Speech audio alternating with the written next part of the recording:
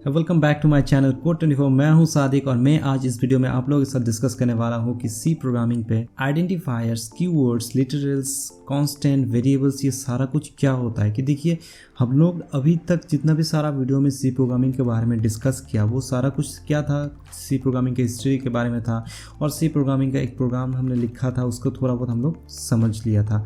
लेकिन अभी क्या होगा कि सी प्रोग्रामिंग पे क्या क्या लिखा जाता है, उसका नाम क्या होता है, वो सारा कुछ अभी हम लोग डिस्कस करने वाले हैं। तो डायरेक्टली अभी हम लोग चलते हैं रैपिड पे और हम लोग एक प्रोग्राम को ओपन कर लेते हैं। और ये जो प्रोग्रामिंग रहेगा ना, ये सारा कुछ वीडियो के नीचे डिस्क्रिप्शन बॉक्स में दिया जाएगा। आप लोग डायरेक्टली इस प्रोग्राम को देख के वहाँ पे रन भी कर सकते हो और आप लोग कॉपी करके अपना विजुअल स्टूडियो कोड पे भी चला सकते हो। तो चलिए हम लोग अभी गूगल क्रोम को ओपन कर लेते हैं और रैपिड में चले जाते हैं। तो ये हम लोगों का अभी बेसिक टेम्पलेट है सी प्रोग्रामिंग का। तो यहाँ पे मैं इस हेलो वर्ल्ड को नहीं लिख के कुछ एक छोटा सा सिंपल सा एक प्रोग्राम बना लेते हैं। यहाँ पे हम लोग देने वाले हैं इंट मनी इक्वल टू कुछ भी वैल्यू डाल देते हैं, 90 डाल देते हैं और उसके बाद सेमीकोलन देना ज़रूरी है, क्योंकि जब सेमीकोलन देंगे तभी ये जो सी प्रोग्रामिंग का एंड ऑफ लाइन होता है। ठीक है, अभी हमने दे दिया। अभी इस 90 को हम लोग प्रिंट करके दिखाने वाले हैं, प्रिंटफ लिखने वाले हैं और उसके बाद फिर यहाँ पे डबल इन्वर्टेड कमा के साथ %d देख के फिर हम लोग मनी को लिखने वाले हैं। अभी फिर से सेमीकोलन देना है और अभी देखिए, इस प्रोग्रामिंग मेरे साथ इसको समझना है। बिल्कुल डरिए मत, क्योंकि कुछ भी यहाँ पे हम लोग ने फॉरेन सब्सटेंस नहीं लिखा। जो भी हम लोग समझने वाले सारा कुछ हमने यहाँ पे लिखा है। इसको हम लोग अभी रन करते हैं। रन करने के बाद आप लोगों को यहाँ पे दिखने को मिलेगा 90।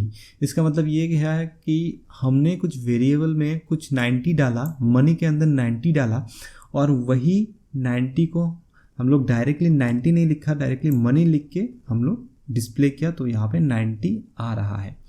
अभी देखिए 90 तो आ गया, लेकिन यहाँ पे इंट क्या है, मनी क्या है, इक्वल टू साइन को क्या बोला जाता है और उसके बाद फिर 90 को क्या बोला जाता है, ये सारा कुछ का एक एक इंडिविजुअल नाम है और ये नाम जानना बहुत ज़रूरी है। क्योंकि ये नहीं जानेंगे ना तो आपको तो सी प्रोग्रामिंग आ जाएगा, लेकिन क्या है कि आप लोग कहीं पे कोडिंग राउंड पे बैठेंगे, इंटरव्यू पे बैठेंगे या फिर इंटरव्यू आपको कुछ सवाल पूछेगा, आपको तो कोडिंग आ जाएगा लेकिन वो सवाल का आंसर आप लोग नहीं दे पाओगे। तो यही सारा बेसिक चीज़ें हैं, इसके ऊपर हम लोग अगर फोकस करेंगे तो ये जो प्रोग्रामिंग है ये बहुत हमारा फ्रेंडली बन जाएगा। उसके बाद फिर जितना भी सारा कॉम्प्लिकेटेड प्रोग्राम आ जाए हम लोग ईजिली कर सकते हैं।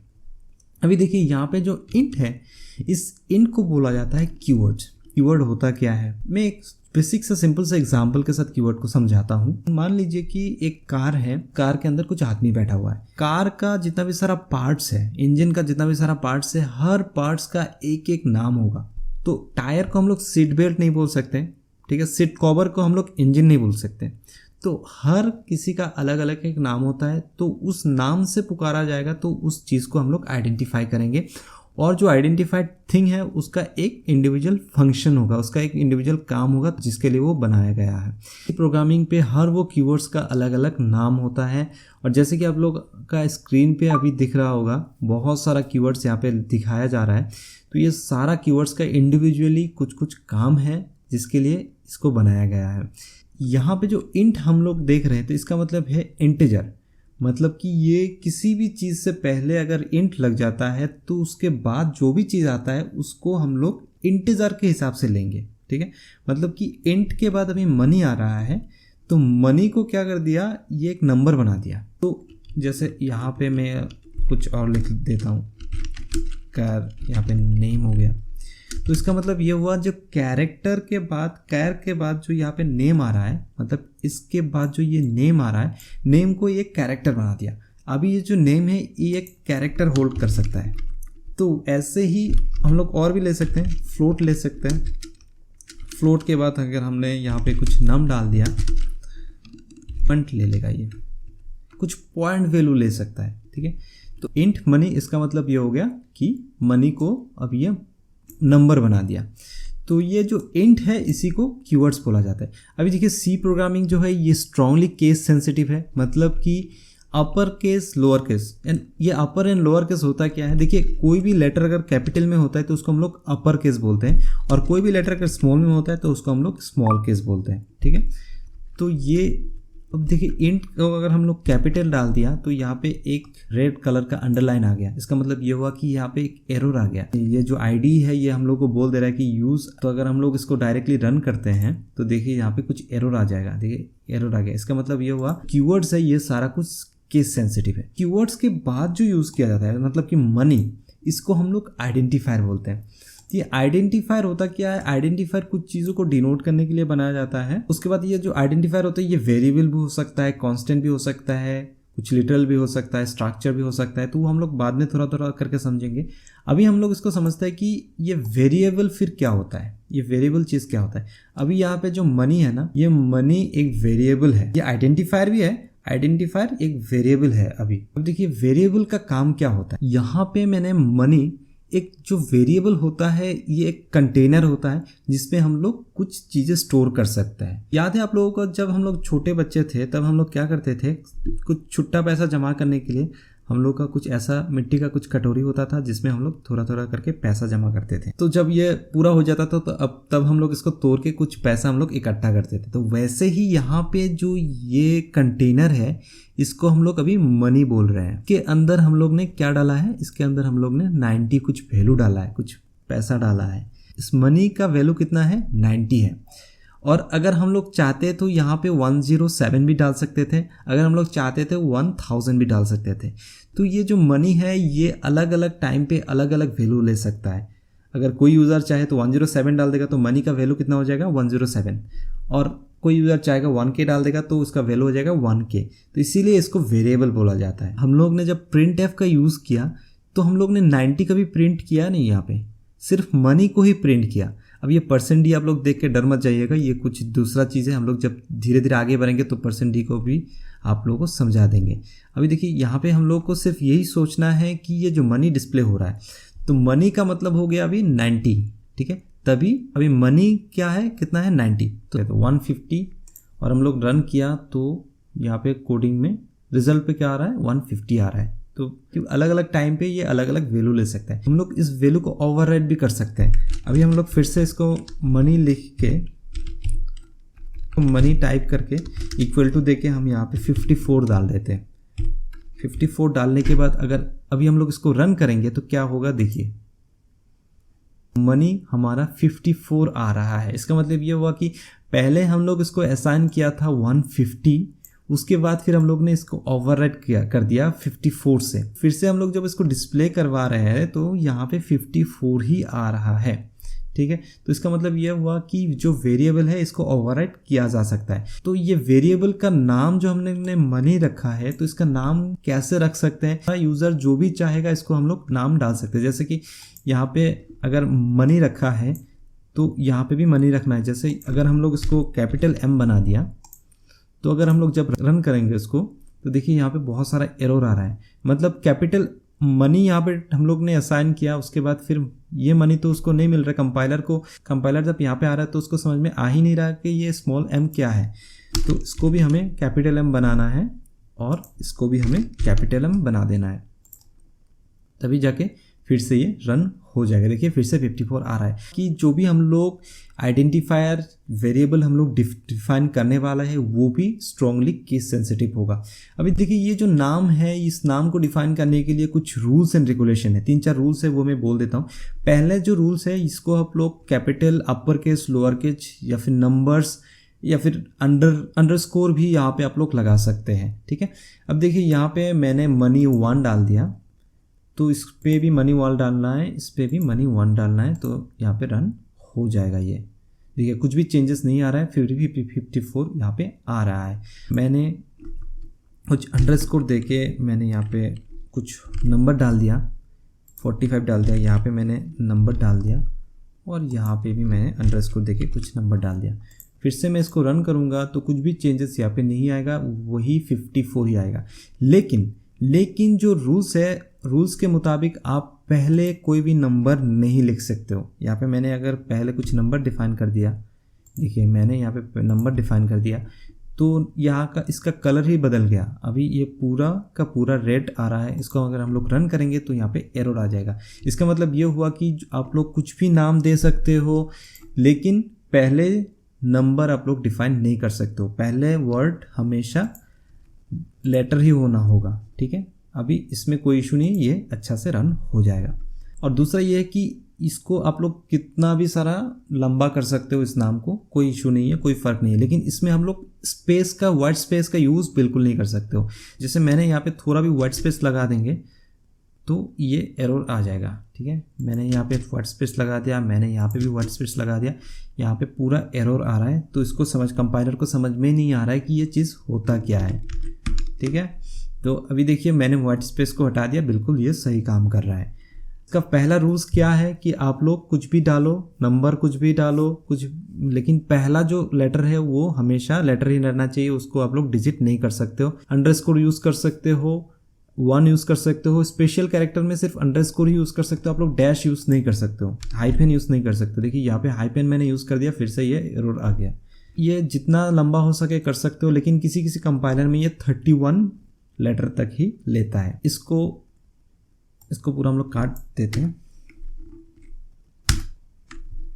अभी हम लोग को समझना है कि ये वेरिएबल हमने समझ लिया, उसके बाद हमें कांस्टेंट समझना है। ये कांस्टेंट होता क्या है?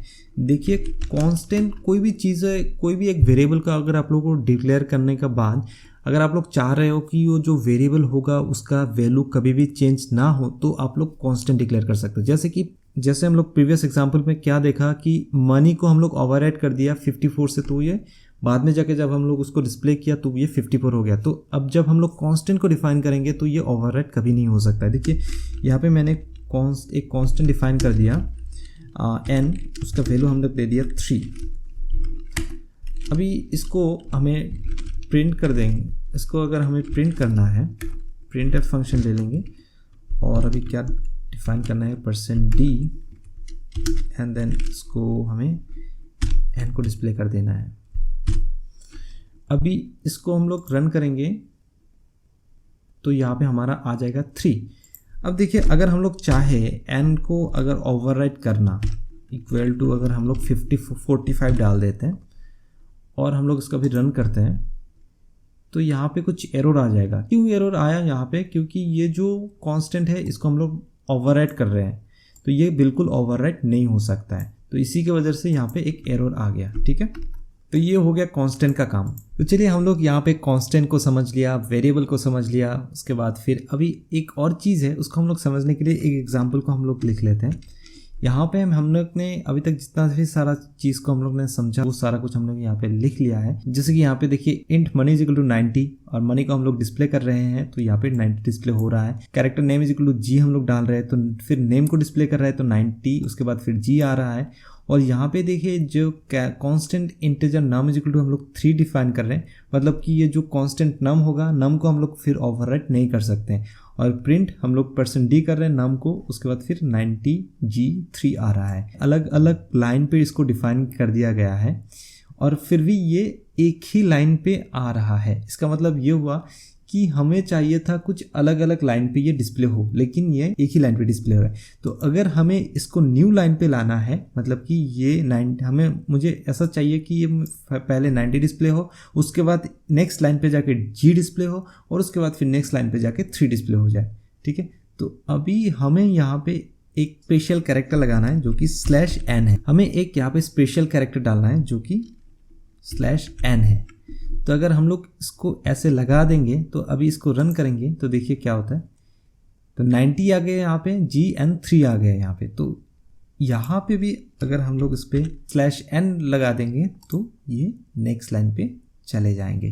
तो इसका मतलब ये हुआ जो यहाँ पे /n हम लोग यूज़ करें तो इसको हम लोग न्यू लाइन बोलते हैं। मतलब कि हम लोग कंपाइलर को बोलते हैं, कर्सर को बोलते हैं कि यहाँ तक डिस्प्ले आप कर दो, यहाँ पर तक आप डिस्प्ले कर दो, उसके बाद फिर एक नया लाइन ले लो, ठीक है। तो मनी डिस्प्ले हो रहा है, होने के बाद फिर एक नया लाइन ले रहा है। तो जी डिस्प्ले होने के बाद हम लोग कंपाइलर कर्सर को बोल रहे हैं कि आप एक लाइन नीचे चले जाओ। तो वही कर रहा है, ये एक लाइन नीचे चले जा रहे हैं।